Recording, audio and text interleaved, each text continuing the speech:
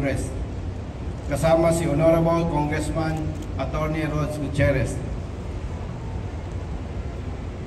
Ako po ay tatakbong senador sa darating na May 12, 2025 national election, independent.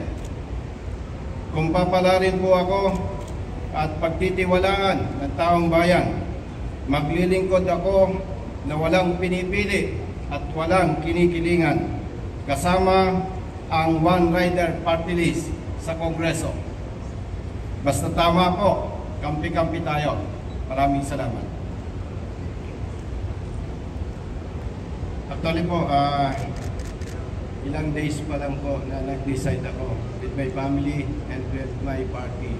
At siyempre po, bilang isang public servant, hindi po natin ibinabatay ang desisyon sa sarili lamang.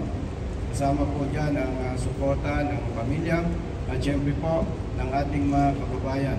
At gusto ko ipaalam sa inyo na bilang isang road safety advocate, nababasa ko po na marami sa ating mga kababayan ang nagmumungkahi na tumakbo po ako bilang kandidato sa pagkasenador.